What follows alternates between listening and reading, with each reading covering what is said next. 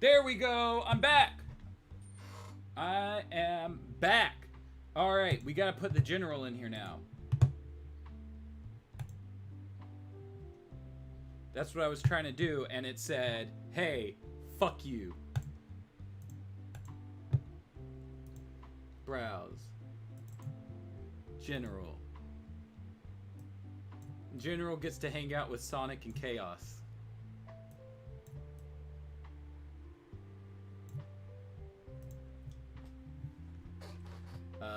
James was asking if I finished the book, but no, I haven't finished the book. The stream dropped.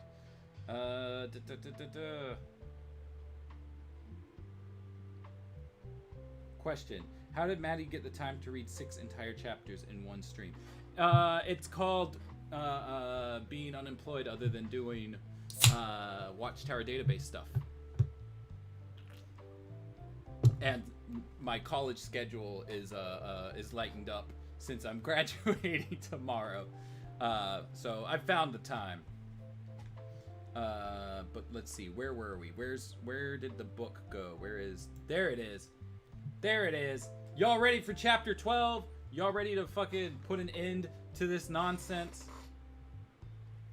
Let's fucking get it. Alexei Kolnikov stepped out onto the back deck of his one-story house, holding a cold glass of lemonade firmly in his left hand. He looked out at the ocean, lapping gently at the powdery white sand. A warm breeze tousled his few remaining strands of gray hair. The afternoon sun beat down on the small island nestled in the Pacific Ocean. Rows of tall palm trees lined the house, extending toward the sea. The house itself sat in the shadow of a long dormant volcano that rose from the center of the island, then trailed away down a series of smaller mountain peaks. Lush gardens filled with exotic flowers and trees and huge bountiful vegetables surrounded the house.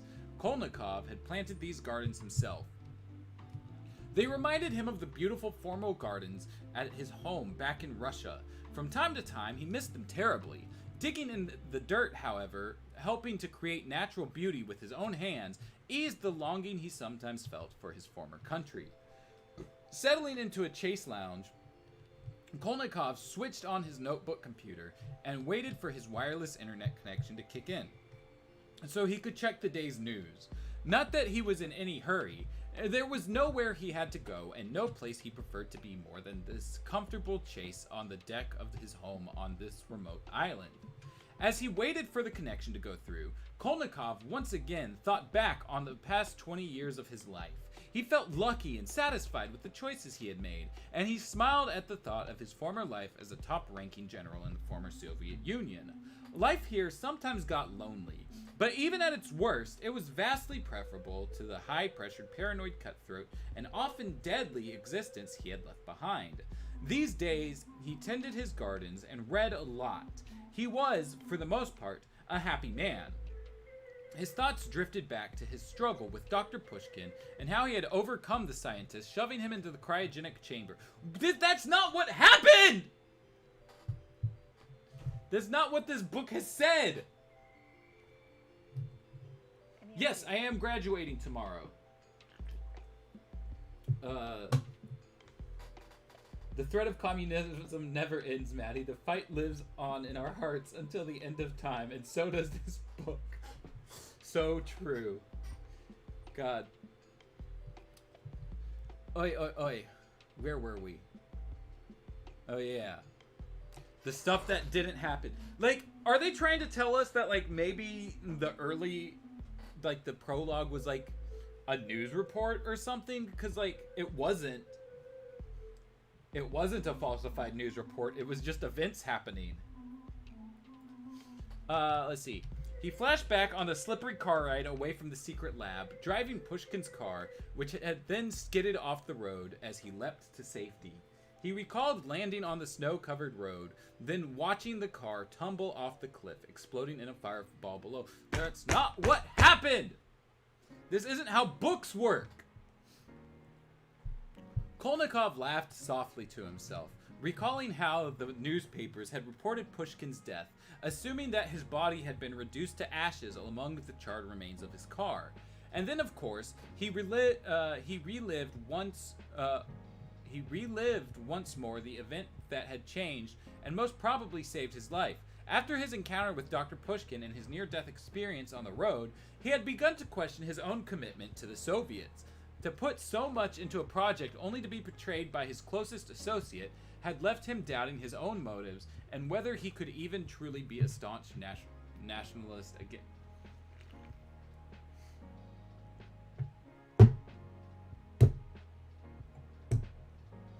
So is this book a tie-in to the show, or will this be a secret, true ending to JLU? It is a tie-in to the show, but like it's kind of all over the place. Leapt to safety, yeah. You know, General Kolnikov. He just be leaping to safety out of cars he wasn't even in.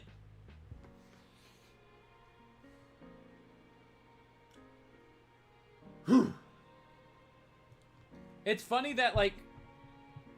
The idea here is nationalism bad, but like Michael Teitelbaum has been doing a nationalism all throughout this book. Again, he was built different. No, the Doctor was built different. They're not interchangeable, Wowie. Despite what the book may lead you to believe. Oh wait, Amy figured it out. I'm waiting, Amy. You figured it out. What is it? He is also built different. No, they can't both be built different because then they built similar. Think, Wowie! Think!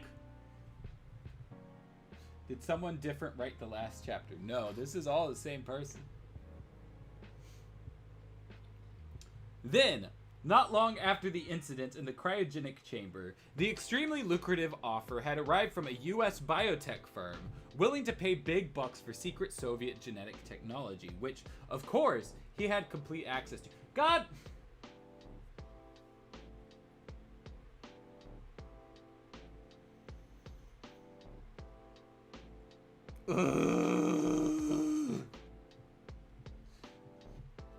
The mention of Barry at the beginning, it was reference to the fact that Barry did Flashpoint, so the original chapters are pre-Flashpoint and the rest is after. Oh my fucking god. That could work.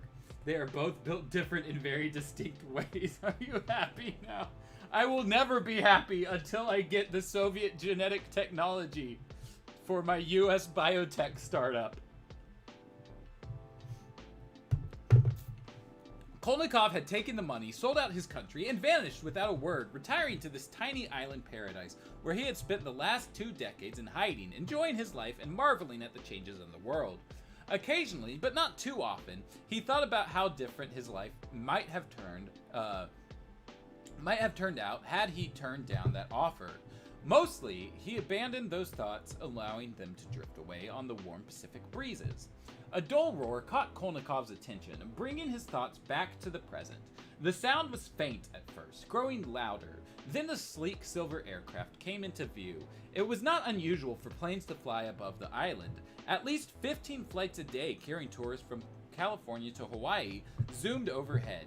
He had long ago learned to ignore them, not even hearing most of the air traffic that passed by at 35,000 feet. But this was different. The craft, which resembled a U.S. space shuttle more than any commercial jetliner, was flying much lower than the usual air traffic. Placing his notebook down on the desk, Kolnikov rose from his chase, following the aircraft's descent toward the island's single grass airstrip, where his private jet was kept. The plane dropped from his view behind a line of palm trees. He could hear the craft's landing gear scrape against the ground and the whine of its engine soften, then go silent. Sighing, he calmly returned to his chase and sipped his drink. Apparently, his years of solitude and privacy were about to come to an end. Okay, real quick, in here, we got mention of California and Hawaii. Also,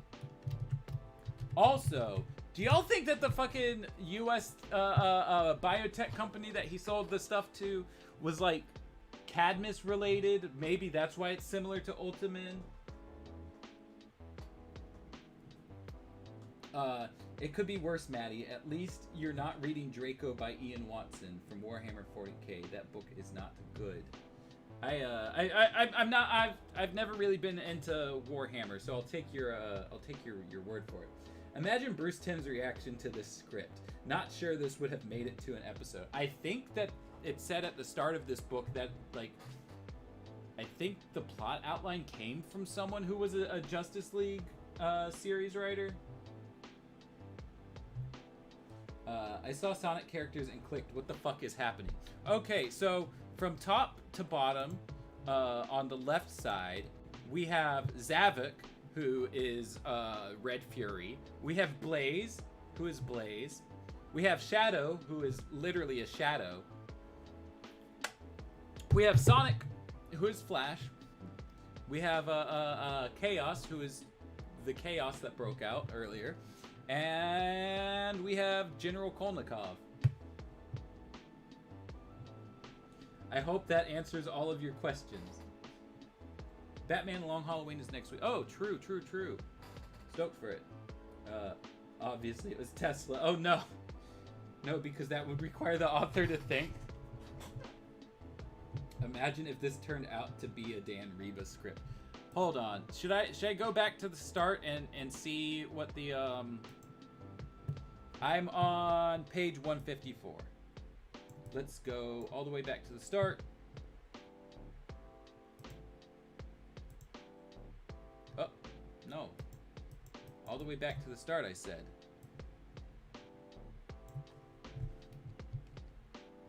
Prologue. Special thanks to Keith Dameron for the idea that set this novel in motion. Rich Fogel for his contributions to the tale. So this is a Rich Fogel and Keith Dameron story. Keith Dameron, what did he write? He is a writer for Justice League. Okay, Keith Dameron, DCAU.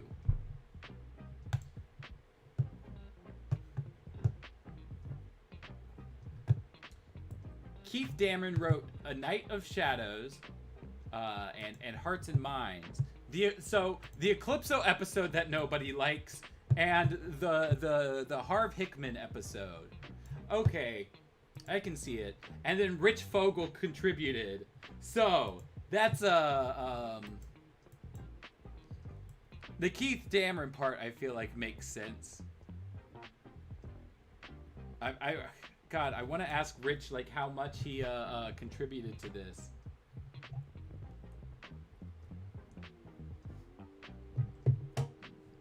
August 12th is season 3 of Titans. There's a teaser trailer now. Yeah, I meant to watch that earlier, but I haven't had the chance yet.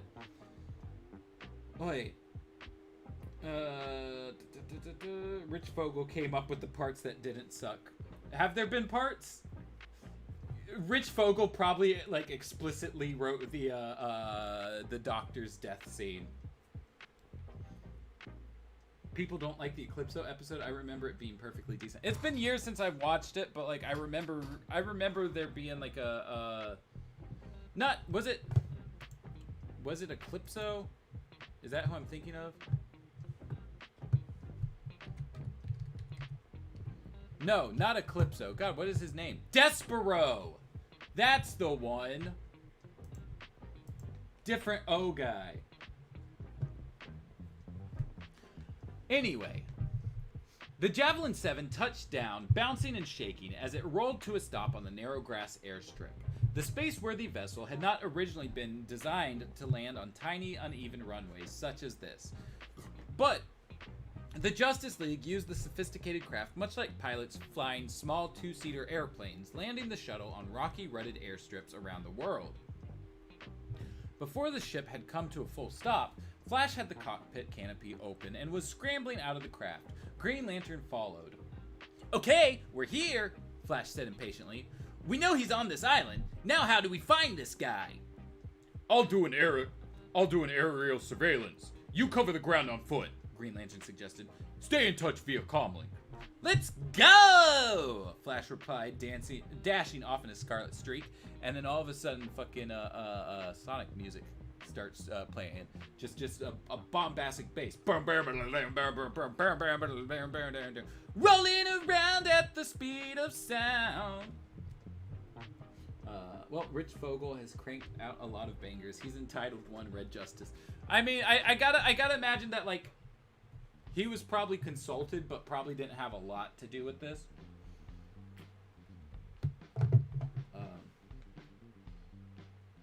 It's probably just a reference or something to him. I want an O-Guy team up. That would be funny. Let's do it. Eclipso, Despero, Bizarro. Danny, maybe you just like bad shit. You like Kevin Smith movies. Hold on, if the general keeps his private jet on the strip that they acknowledge is small, where's the space for the Javelin? Outer space. Green Lantern extended a green force field around himself, then sped into the air. A quick flight around the small island revealed only a handful of houses. In a secluded spot surrounded by trees, Green Lantern spotted a thin, mostly bald man stretched out on a chase lounge on a deck. Aiming his data comlink toward the figure, he executed a quick DNA scan. It came up positive. Found him, hotshot! The Emerald Warrior reported over his comlink, transmitting the General's location to his partner. And by partner, they mean Green Lantern and the Flash. Fuck. Call the team up Battle of the Big O's. I'm down. Sucks to suck, I guess. It really does. Metallo. Ooh, there we go. There's another one. I thought the general was on a local plane. Suddenly snakes show up out of nowhere. I'm down for that. Meet me at those coordinates. Then he swooped down from the sky, an emerald streak landing on the deck of beside the horizontal figure. A few seconds later, Flash zoomed up beside him. General Kolnikov? Green Lantern asked. My, the man replied, standing up. No one has addressed me by my rank in many years, but yes, I am Alexei Kolnikov, and at one time, about 1 million years ago, I did answer to General. I certainly don't need to ask who you two are. Despite my isolation on this island, thanks to modern technology, I'm quite abreast of world events. I recognize Green Lantern in the Flash of the world-famous Justice League. And now the obvious question, why are you here, and how on earth did you find me? But I'm being rude. A glass of lemonade? I just mixed up a fresh pitcher. No thanks, General, Green Lantern replied. We've got a problem. Ooh, Starro, yeah, there's another one. They should have just used the private jet to find him instead of the stupid fucking DNA scanner. Metallo is the DCAU's Wump character. He might not get too far. With everybody else having his back, he'll get close enough to Superman to get punched again for the sake of a t-shirt.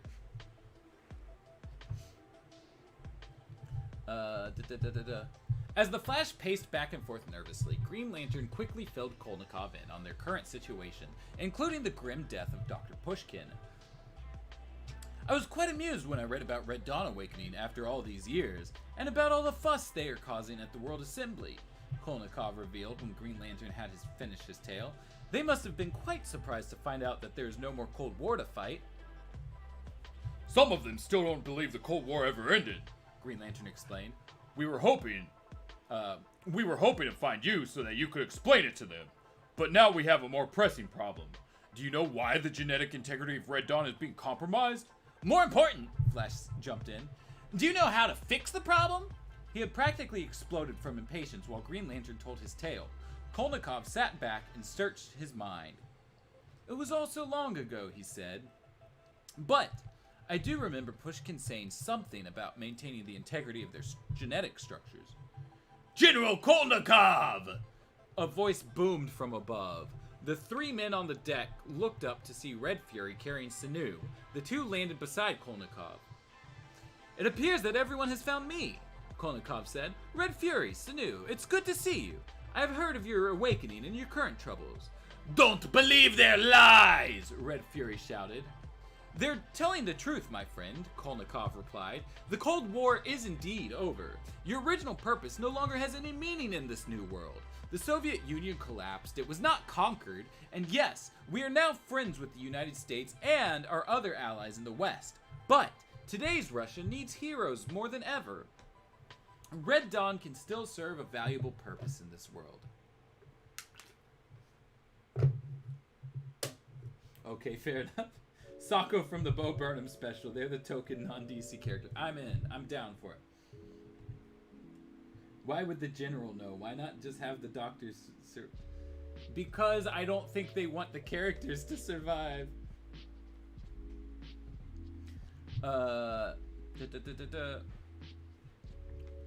Let's see. We're now friends with the United States and the West, but today's Russia needs heroes more than ever. Red Dawn can still serve a valuable purpose in this world. Why should we believe you, General, that we have been searching out to tell us the truth? Red Fury shouted, looking around at the house and gardens. How did you acquire the means to live your very comfortable, secluded life here? Oh shit, Red Fury's gonna know the General's a traitor! I admit that back then I did some things the Soviet government would not have approved of, Kolnikov said. Maybe sold a secret or two, but that's ancient history now. So, you admit to being a traitor, and then you ask me to believe you? Red Fury blustered. No! Listen, Flash said, running out of patience.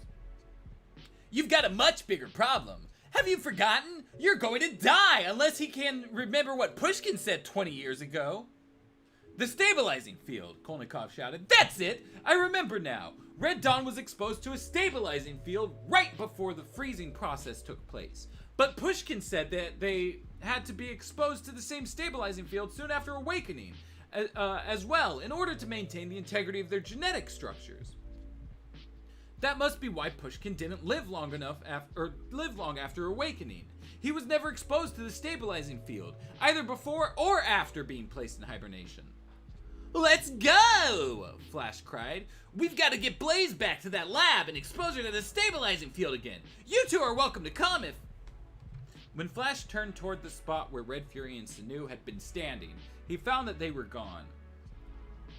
Apparently, those two are incapable of trusting me, said Kolnikov, pointing after Red Fury and Sanu, who had flown to the top of the nearby volcano. Even at the price of their own lives. If Green Lantern dies, I'm genuinely curious to who the ring goes to. I'm convinced that Cairo has Jon Stewart's ring.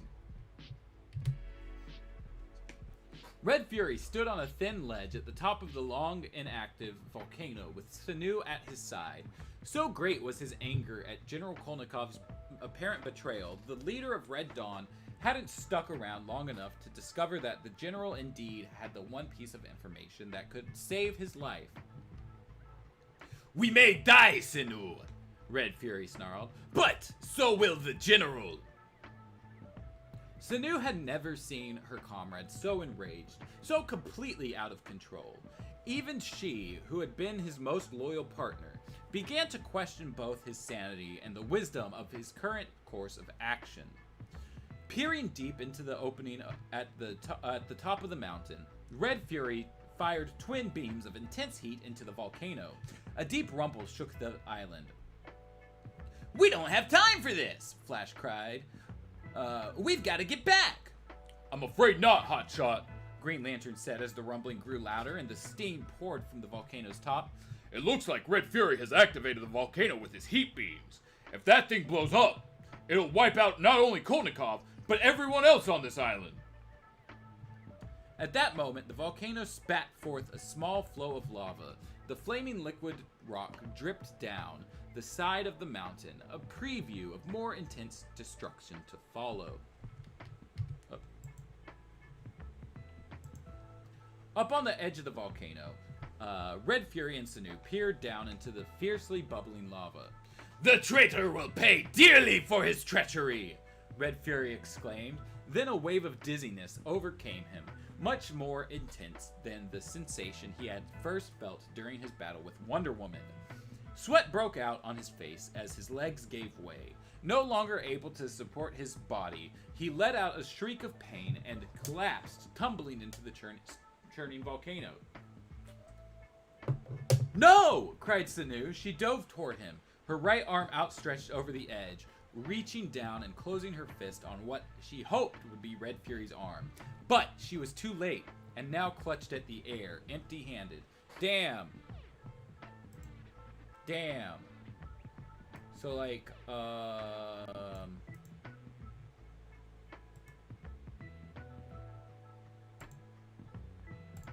goodbye, Red Fury.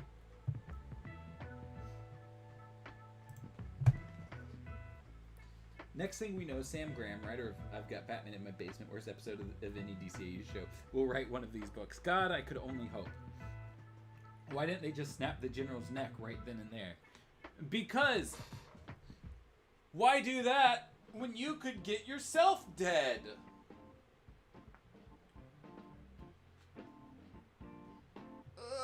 Oh, that was a nice stretch. Oh God, that felt good. Seeing Red Fury vanish below the lip of the volcano, Flash reacted instinctively, speeding up the side of the mountain, past the spot where Sanu lay sprawled, then down inside the volcano's outer wall. He reached a point just above the scorching lava, then extended his arms and caught Red Fury's plunging body mere seconds before it would have splashed into the molten rock. Gotcha! Flash cried as his left foot narrowly skimmed the surface. Oh, okay.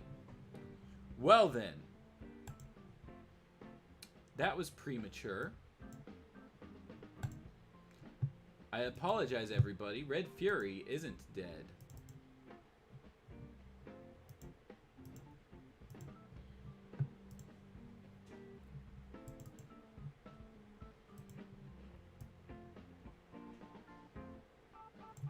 He's still here with us.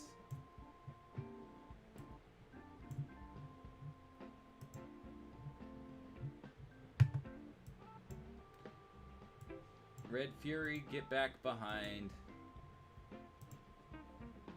Blaze the cat. Oh, where did he go? I thought I dragged him down.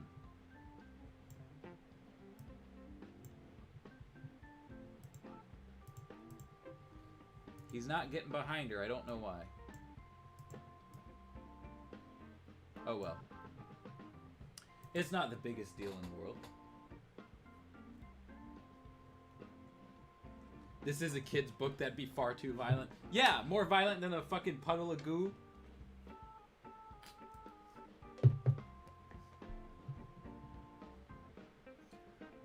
Gotcha! Flash cried as his left foot narrowly skimmed the surface of the blistering magma.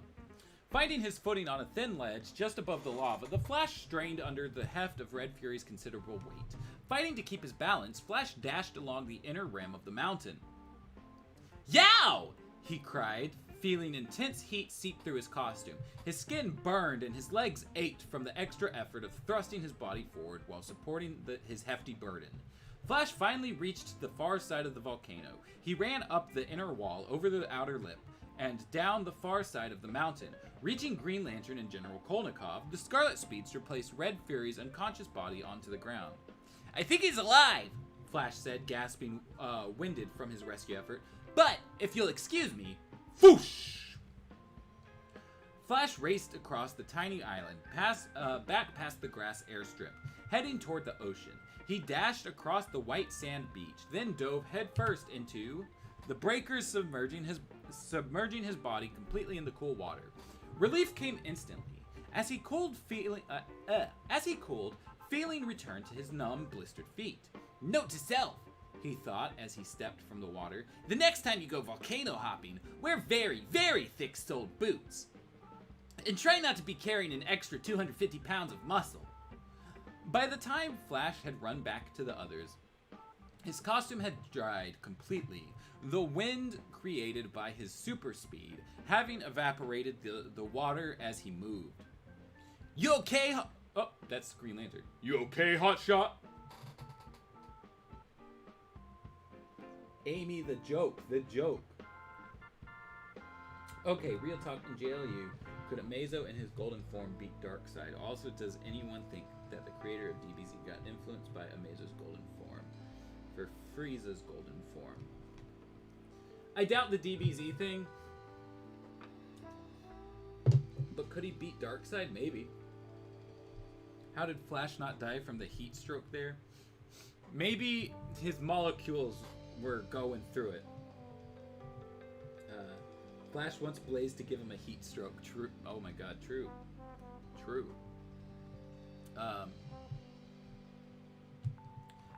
Let's see. You okay, Hotshot? Green Lantern asked. Fine, Flash replied.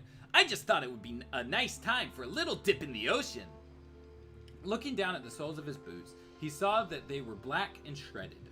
My shoes could use a shine, though. How's he? He asked, nodding toward Red Fury. Not so good, Green Lantern replied. We can't bring him around and this whole body keeps shaking.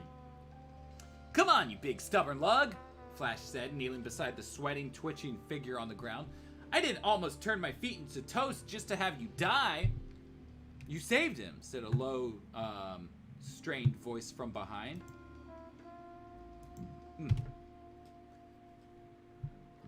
Ooh, excuse me.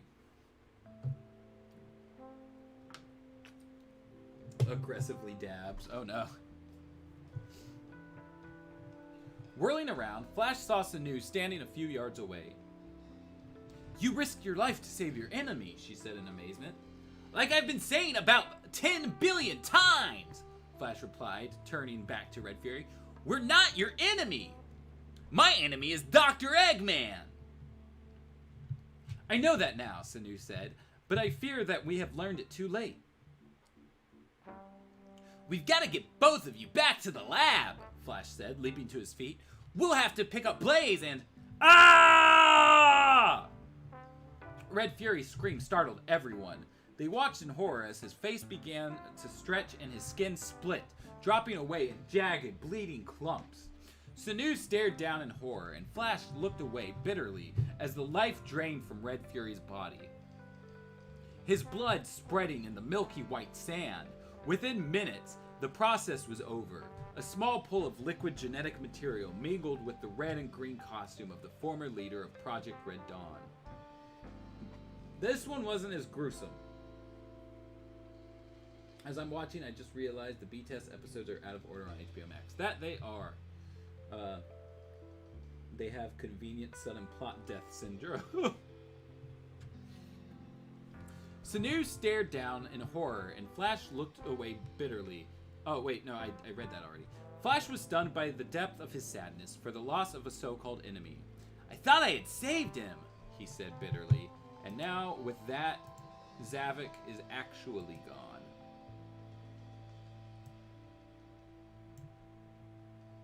Oh, I see what happened. Image 5 was the general, and I put him under chaos on accident. I had got myself mixed up. There we go. No more havoc from Zavik. You did all you could, Flash, Green Lantern replied, clasping a firm but comforting hand on Flash's shoulder. Right now, we've got to help the others. Blaze! The single word filled Flash's thoughts. Let's go! Sploom! Voosh! Plumes of lava shot from the volcano, splattering and sizzling down the sides of the mountain. It appears that Red Fury may have the last laugh on us after all, Kolnikov said, watching as flames and smoke poured from the volcano. No! Shouted Sanu. He was wrong, General. I know that now, and I will not let destruction be his legacy. Running with surprising speed, Sanu dashed back toward the volcano. She felt foolish, having held on to her outdated beliefs for so long. Still, she could not bring herself to be disloyal to Red Fury. With her leader gone, she felt the need to make up for his final mistake. Sanu reached the top of a smaller mountain adjacent to the volcano. The mountain's peak came to a fairly sharp point, tapering down to a narrow ledge on all sides. Moving swiftly around the thin strips of rock, Sanu unleashed earth-shattering punches. Her fist plunged deep into the mountain, blasting large holes all the way around. Damn. You know how it be. Just blasting the large holes. When she had completed perforating the top section of the mountain, she shoved her hands into two of the holes and lifted. Straining to the very limits of her enormous strength, Sanu tore the top off the mountain, struggling to keep her balance as she supported the round cone-like chunk of rock. Let me give you a hand with that, said a voice from above. Green Lantern hovered in midair, aiming his power ring. The Emerald Warriors surrounded the chunk of mountaintop with a wide beam. Then he lifted the cone-shaped rock from Sanu's grasp, rotating it so that the sharp point now faced downward. Hold on. Earth-shattering punches directed directly at Earth. Oh no! I'm a simple man. I see Sonic, I click. It do be that way. Where were we? Emerald Warrior. Then he lifted the cone-shaped rock from Sanu's grasp, rotating it so that the sharp point now faced downward. Guiding the rock over the still-spewing volcano, Green Lantern lowered it into the opening, then released his power beam. Boop! The enormous chunk of mountaintop slammed into the volcano's gaping mouth. While not a perfect fit, it did the job of capping the churning lava, keeping it contained within the mountain, allowing enough steam to escape so that pressure didn't build up beneath it. The lava would eventually cool down, and the volcano would resume its dormant state. Green Lantern landed next to Sanu on the ledge of the nearby mountain. Good idea, he said, extending his hand. Thanks for your assistance, she replied, reaching out and accepting the handshake. I thought I could carry that piece of the mountain over the volcano myself, but I suppose there are limits even to my great strength. That's why we work as a team, Green Lantern said. I look forward to working with you again, Sanu offered. Then she collapsed into the Emerald Warrior's arms. Red light pulsated, filling the central room of the cryogenic laboratory deep in the Ural Mountains. 4 figures lay motionless, strapped onto lab tables, as the crimson energy washed over them. In the lab's control room, Flash paced back and forth anxiously. Wonder Woman followed him from one end of the room to the other, trying to help steady his nerves. Green Lantern sat at the main computer, supervising the operation. With Batman's assistance via the comlink, he had managed to set up the stabilizing field that now surrounded the 4 surviving members of Red Dawn. Flash and Green Lantern had taken Sanu to the Javelin 7. After a brief stop at the Watchtower to pick up Blaze and Wonder Woman, they had headed back to the lab in Russia. Beacon and Grey Heron were already sprawled on the lab tables near death, as Batman and Green Lantern had accessed the computer sequence to engage the stabilizing field. Flash and Wonder Woman had strapped Blaze and Sanu down for the procedure. The heroes had also agreed to keep General Kolnikov's whereabouts secret from the Russian authorities. Those officials, who may have heard of the general, most likely assumed he was dead. Kolnikov was happy in his life away from the rest of the world. Flash and Green Lantern saw no reason to disturb that privacy, especially since the information he had provided gave Red Dawn their one chance for survival. The stabilizing process wound down, and the bright red glow faded slowly, replaced by the faint illumination of dim white lights. Restraining straps retracted, and the 4 figures stirred, drifting gradually back to consciousness. Are they about to plug the volcano? Butt plug, true. When I saw the picture of Sonic, I thought it was a joke, and then remembered the video where the Black Templars show up to Sonic World. If anyone knows what I'm talking about. Was that, the Black Templars show up to Sonic's World? Is that Sonic and the Black Knight? I'm drawing a blank on what exactly you're referring to. One by one, they slid from the tables, confused but relieved to be alive. Flash couldn't stand it any longer. He zoomed to Blaze's side. "Want a race?" he joked, watching as her strength returned with each passing second. "Give me 10 minutes." I just gave her the Russian accent. Fuck it. Why not? You would think that there would be a language barrier between these characters, right? Like, they're Russian super soldiers who have been on ice for over 20 years. Give me 10 minutes, she replied, rubbing her temples. Then I'll give you a head start. Cute, said Flash, greatly relieved. I'm glad you're feeling better. Thank you all, Sanu said as Green Lantern and Wonder Woman joined the others in the central room. You've saved our lives. Where's Red Fury? Beacon asked as his head began to clear. Sanu filled him and Grey Heron in on the events of what had taken place on the volcanic island. We were foolish to follow him so blindly, Grey Heron said, spreading his wings for the first time since falling ill. I had a strong sense that he was wrong, but I chose to ignore it. Loyalty is an admirable trait, Green Lantern replied, but you've got to trust your own judgment as well. So what do we do now? Blaze asked. Maddie, the Shadow, Chaos, and the General are gone now. No, the Chaos is gone. I choose to believe that there's still a Shadow at the General's house. The General just isn't here, though. But yeah, I'll remove the Chaos. But everyone else stays.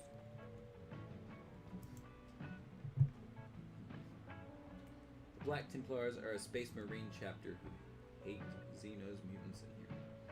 It's a good video by Flash. I'll have to give it a go.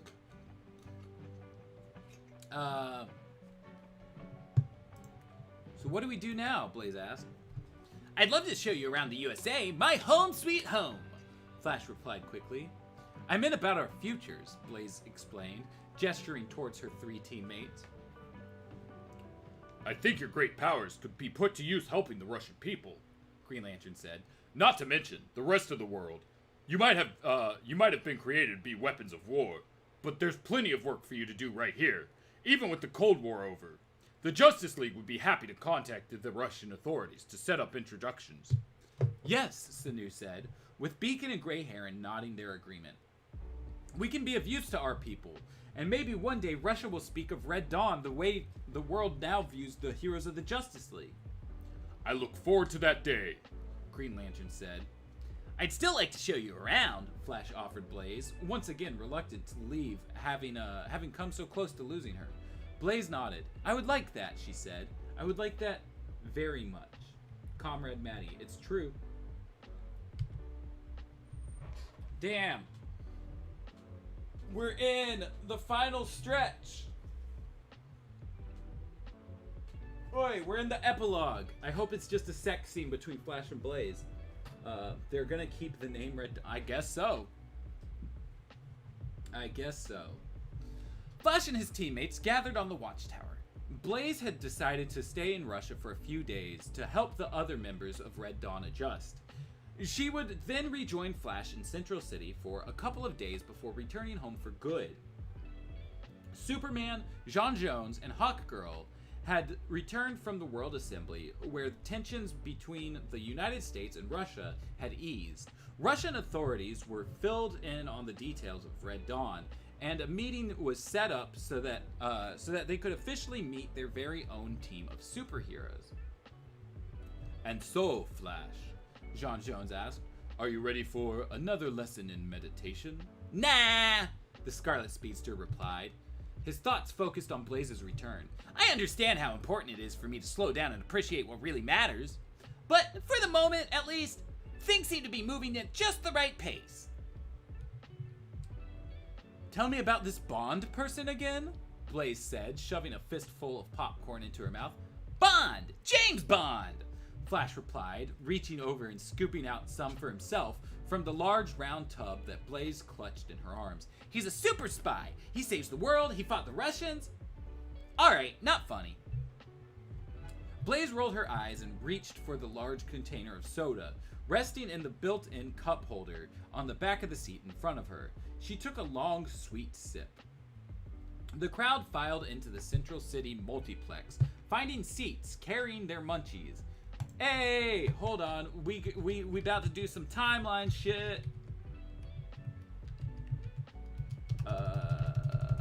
Let's see. Central City multiplex is here.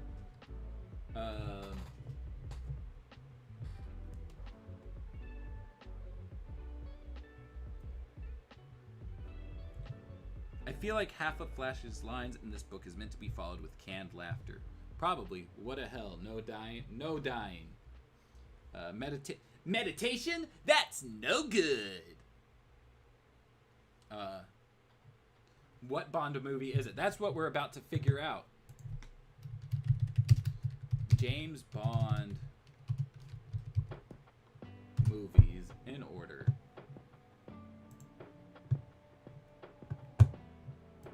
We're in the early 20th century. So it's totally got to either be Die Another Day or The World Is Not Enough. No. It's got to be The World Is Not Enough. Or no, it's got to be Die Another Day. They keep saying that they're in the early 21st century. But it's only been like 20 years, so Die Another Day would probably be the one. James Bond is referenced, given we're in the early 21st century. Likely Die Another Day.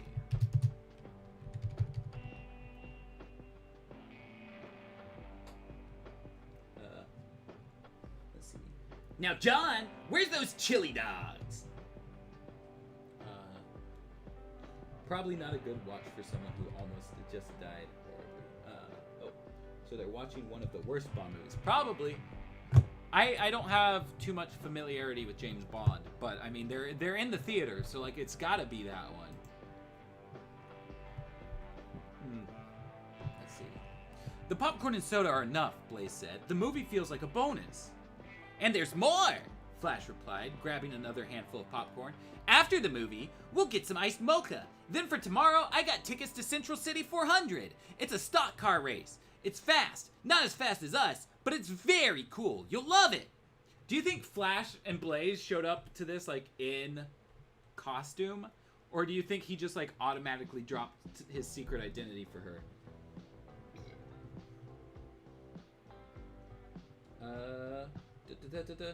I have played Kingdom Hearts, but not the other ones.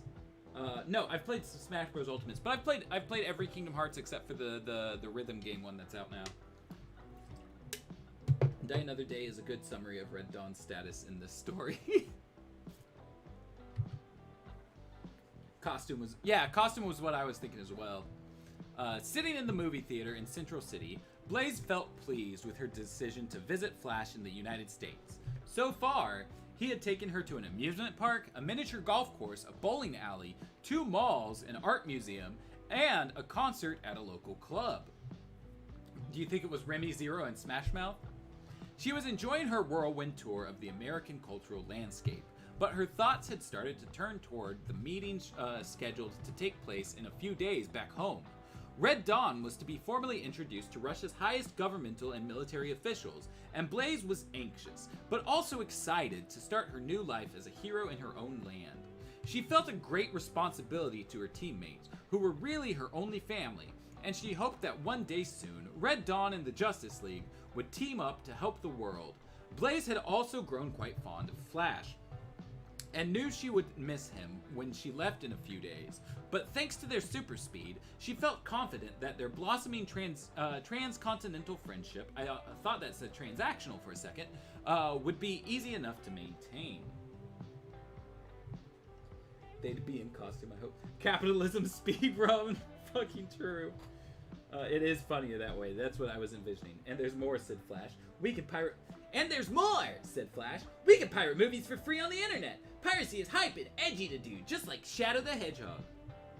How come you like Sonic more than Super Mario and Legend of Zelda? I mean... because Sonic's objectively cool. They be jamming out some good old Toby Keith music. Oh, fuck yeah. I'd be down for Flash being a Toby Keith fan. Honestly, it makes sense with the way this book is written. Talking about American girls, American guys will always stand up and salute, will always recognize when you see old glory flying. Toby Keith did some really great pop propaganda music in the wake of 9/11. Their friendship is trans. More Blaze trans confirmation. True. Just drew Sonic Flash? Hell yeah. Does that can you're drinking from ever run out? Yes. Yes. Yes. They run out. Let's see. As the lights in the theater dimmed and the first commercial flickered up onto the screen, she turned and kissed Flash softly on the cheek. "Thank you," she whispered, "for everything." "Sweetheart," he said, looking right at her, "I think this is the beginning of a beautiful friendship that never fucking goes anywhere." This is the last time we ever see Blaze. "We'll put a boot in their ass. It's the American way. And Uncle Dan put your name on the top of his list, and Flash got friend-zoned after taking that kiss."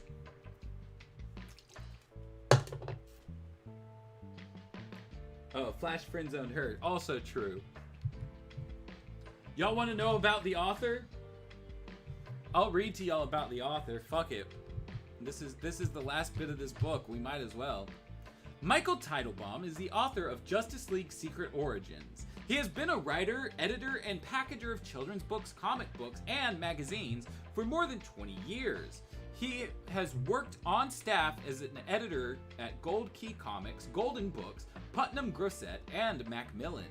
His packaging company, Townbrook Press, created and packaged Spider-Man Magazine, a monthly publication for Marvel Entertainment.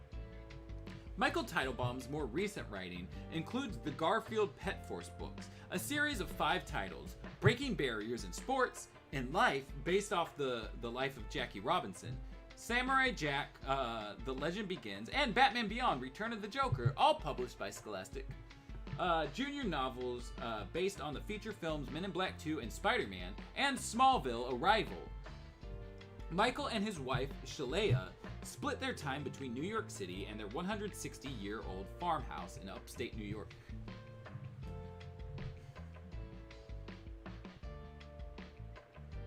It do be a good song, Danny. Blaze just falls over dead a second later. God, I wish. No wonder this book was full of propaganda. It's made by a semi-rich business owner. True. You still like Zelda and Super Mario and Metroid, right? Metroid Fusion is one of my favorite games of all time. I'm not like as familiar with the Zelda franchise as I should be. I've played a couple games and I enjoy them. And Mario's a lot of fun, yeah. There's Samurai Jack novels, apparently. Oh, Maddie, could I send the video I was talking about with Sonic and the Black Templars after the stream? Sure, go for it. To close the stream out, you should read the Amazon reviews for this book. Maddie only plays Sonic games. God, that would be the life. Oh.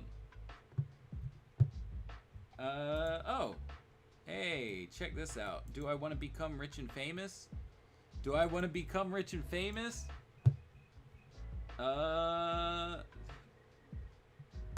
Fan. There we go. There we go. That's how we deal with that.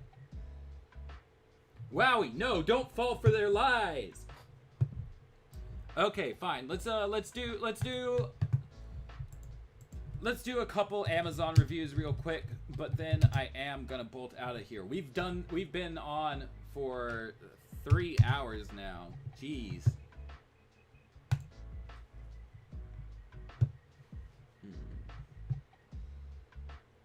Don't forget to include the review from a future critic. Oh, true. Sonic and Resident Evil, the true path to enlightenment. That is true. Did I see the Sonic Archie comics? I haven't read all of them, but yeah, I know about them. Alright, where are my reviews? There's a total of 5. Estereo says, nice quick read. If you're a fan of the Justice League animation, this is a great story with funny elements in it and a good finish. Worth getting. From Korak. Didn't know these were available on audio. It's great, and I'd already read the... There's an audio book? Hold the fucking phone! Justice League... Red Justice... audiobook.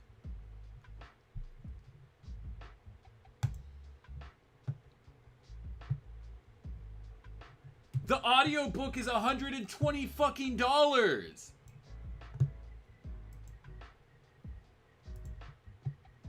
There's gotta be.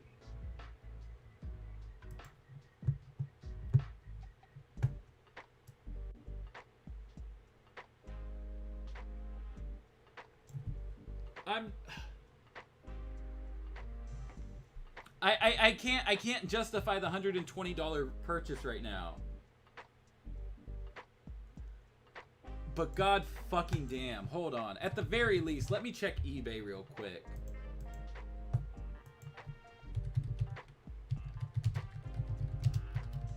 Oh god, it's not typing. Get those emails out of here. Justice League Red Justice.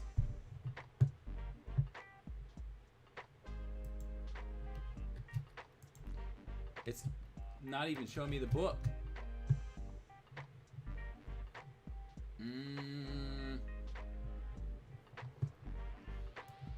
Just the book. God damn it. That would make for a hilarious night in the Discord. True. True. Hold on. Hold on. Does this mean that the other ones are available as audiobooks?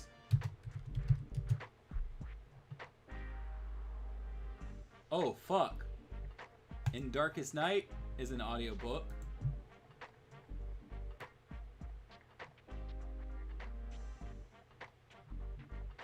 Damn, and they want $200 fucking dollars for that. Oh my god.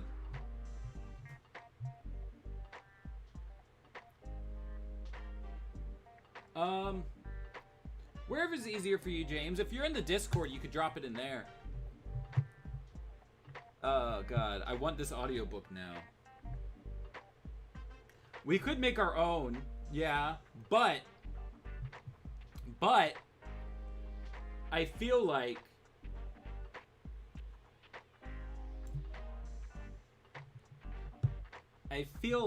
the official product that just reads this with a straight face is gonna be fucking hilarious.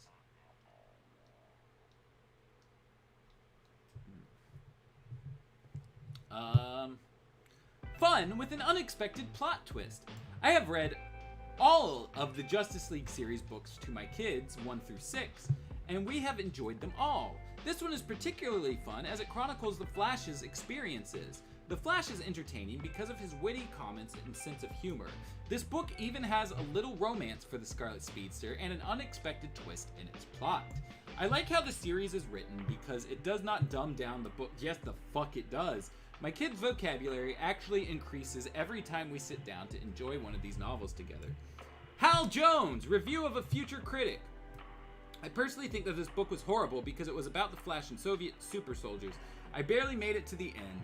In the Justice League, the Justice League must convince their counterparts that the US and Russia are friends now. Come to think of it, that means there wasn't much fighting in this book. But for collectors, the only good set is a full set.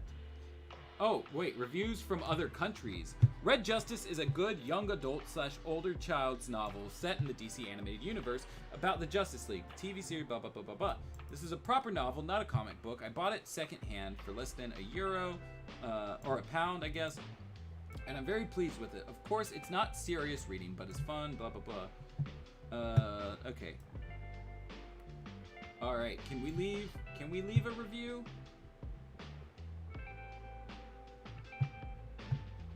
Can I review this book?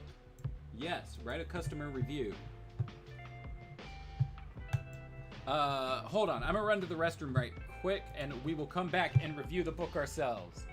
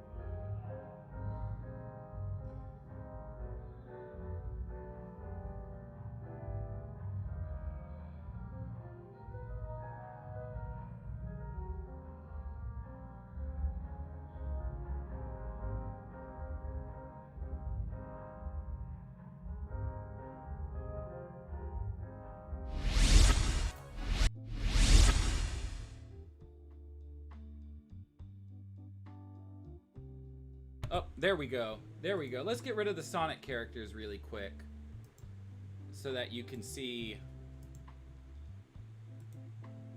so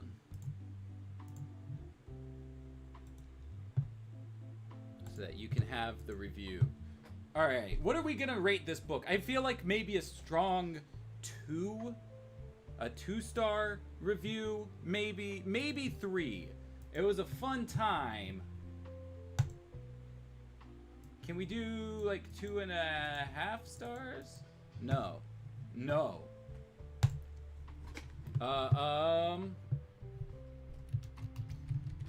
Make Russia Great Again is gonna be the headline.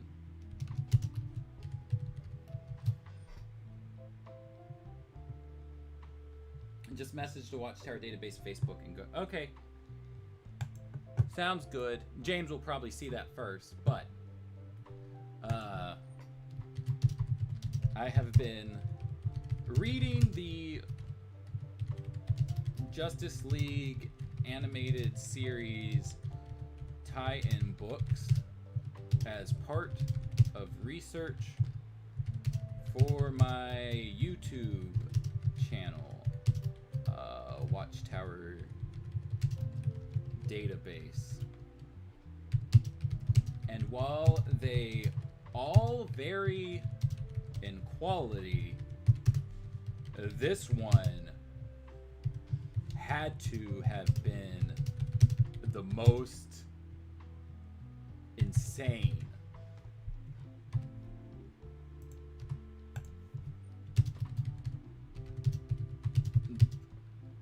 Don't get me wrong, Michael Teitelbaum seems like a nice enough guy.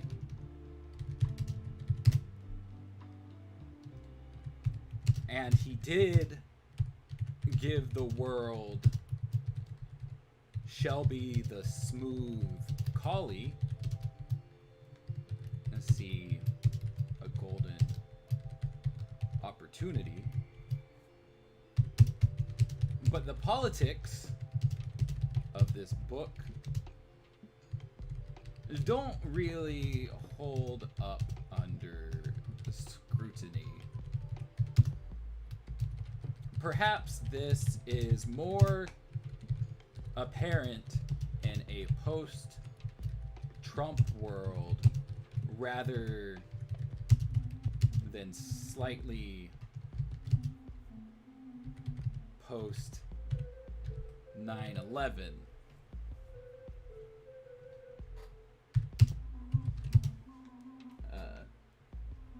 3 stars for the irony factor. If it wasn't for mentioning Watchtower Database, they wouldn't know it was for researching comics. They would probably think it's for researching real life history. 6 stars? We can't give it 6 stars. Perhaps this is more apparent in a post-Trump world rather than slightly post 9/11. But the consistent suggestion that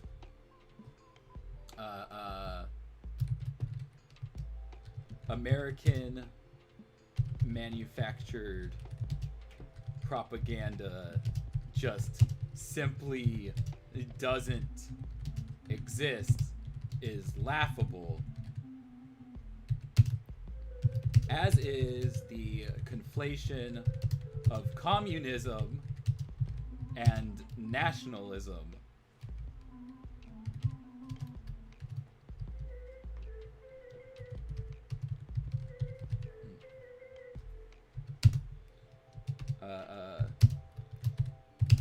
The book consistently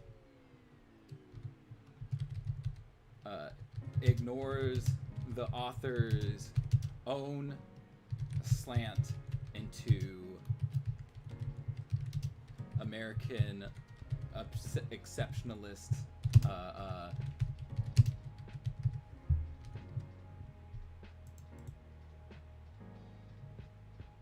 American exceptionalism talking points, while acting as if the Russian characters are misguided for doing the things that he is actively writing. Using Mount Rushmore as a backdrop for one of the few battles in the book, while not even acknowledging the fact that it is defaced, stolen, native land, was quite a red flag.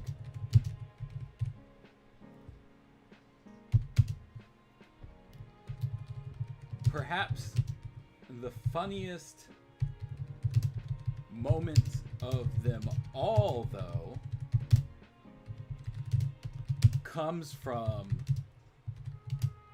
the section in which one of the communist Russian sleeper agents declares their desire to make Russia great again.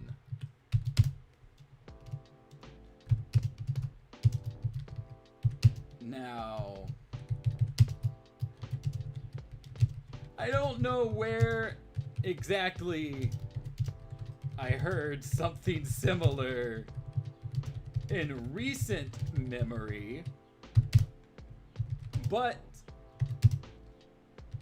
I could probably go out on a limb and say it wasn't exactly a communist who was who made it their presidential campaign slogan.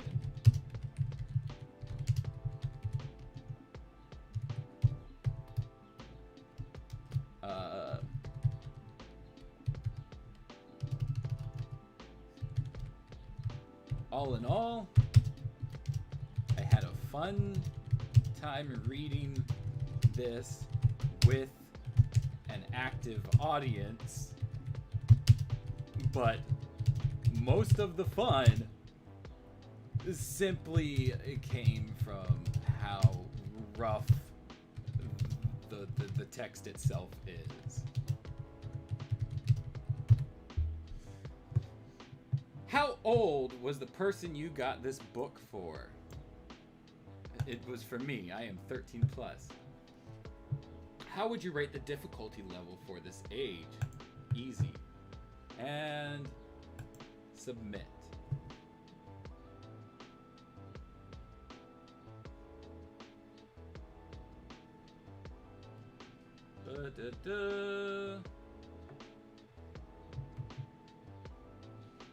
Okay. Is this my only... I think this might be my only Amazon review so far. But now it has been done. We have finished the book. The reviews have been read. A new review has been made. Let's see. Doesn't hold up under scrutiny, just like the Yellow Jester's arguments. This book is literally propaganda. Very true. So Maddie, the video I sent, I'm sorry about the title of it. I did not make the video I sent. Blame that on Flash Gets. Just hope James doesn't get mad at me. He might. I don't know what it's titled, but he might find it silly. Shelby the Smooth Collie would have blown up Mount Rushmore without any problems. Fact. That's true. I was gonna make dinner not long before you started stream. I have not made dinner. Well, go make dinner because I have to go clean my apartment and probably eat as well, and all that stuff pretty soon. We gotta pick up a friend to bring them over to introduce them to cats and all that kind of stuff because they're watching our cats while we're gone. So I'm gonna get out of here. I've spent too much time with y'all today. Y'all take care. You have a wonderful evening, and I will see you all on Saturday when we finish doing the Hush Beyond arc of the Earth 12 comics. Have a fun day. Thanks for hanging out. Love y'all. Mwah.